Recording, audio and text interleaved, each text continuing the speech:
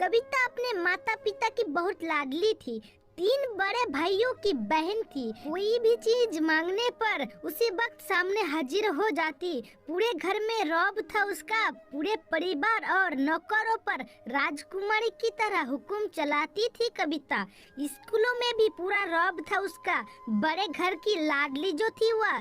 ऐसे ही उसने कॉलेजों में दाखिला लिया। उसके ठाट बाट बड़ी गाड़ी में आना जाना, हर दिन नया फैशन देखकर हर कोई उससे दोस्ती करना चाहता था। थोड़े ही दिनों में उसके बहुत से दोस्त बन गए। पूरे कॉलेज में उसकी अपनी ही एक पहचान थी। इन दिनों उसके घर एक रिश्ता आया। खानदानी लोग थे और पापा की पुरानी जान पहचान थी उनके साथ। कविता के साथ कोई जबरदस्ती तो नहीं थी, पर कविता ने फिर हाँ कर दी, क्योंकि वह अपने परिवार से बहुत प्यार करती थी। वह जानती थी कि वह लोग उसका अच्छा ही सोचेंगे। लड़के का नाम राज था। राज काफी पढ़ा लिखा और समझदार लड़का था। ससुराल वाले भी बहुत अच्छे थे। ससुराल में कविता की जगह वैसी थी जैसी मायके में। कोई भी कार्य कविता की सलाह के बिना नहीं होता था। सबकी लाडली बहू बन गई थी वह।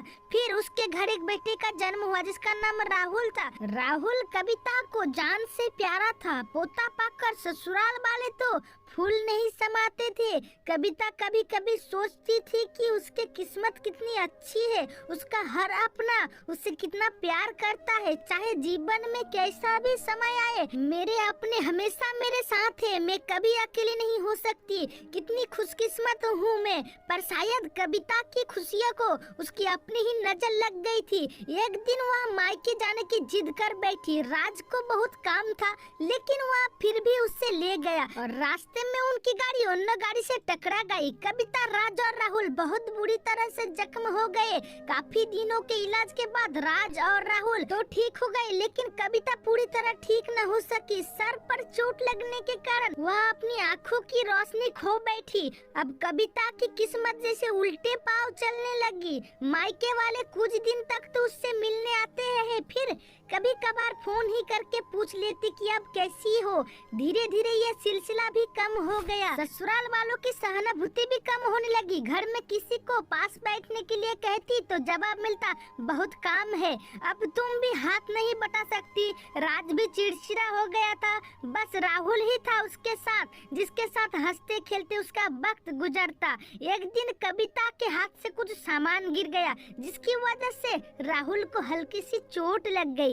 कविता के सास ससुर ने राहुल को उससे अलग कर दिया कि कहीं उसके ना देखने की वजह से बच्चे की कोई नुकसान ना हो जाए। कविता अंदर से टूट चुकी थी। एक दिन उसने सबके सामने मायके जाने की इच्छा रखी तो राज उसे तुरंत मायके छोड़ आया, जैसे कि वह भी यही चाहता था। लेकिन राहुल को उसके साथ नहीं भेजा गया। कविता कभी राहुल से दूर नहीं रहती थी, पर अपनी कमी के कारण उसने ज्यादा बहस भी नहीं किया।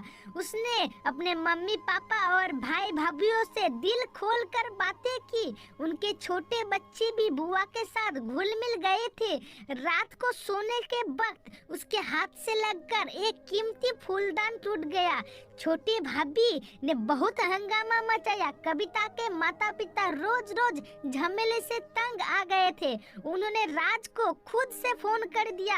राज कविता को अपने घर ले गया। कविता को अपने परिवार वालों से ये उम्मीद ना थी। जिस कविता को कहीं बिना घर में एक पत्ता भी नहीं हिलता था, उस घर के लिए वह अब बोझ बन चुकी थी। राज के साथ ससुराल वाले आते वक्त वह बहुत खुश थी, क्योंकि वह अपने घर जा रही थी, अपने जिगर के टुकड़े राहुल के पास। परंतु यह खुशी भी कुछ पल की ही थी। सारा बंदोबस्त पहले ही किया हुआ था। कविता को सीधे ऊपर वाले कमरे में पहुंचा दिया गया। राहुल से दूर रहने की सख्त चेतावनी दी गई। एक काम वाली लता को उसकी जिम्मेदारी सौंपी गई, जो उसके खाने पहनने जैसे जरूरतों का ध्यान रखती। कविता ज्यादातर चुप ही रहती।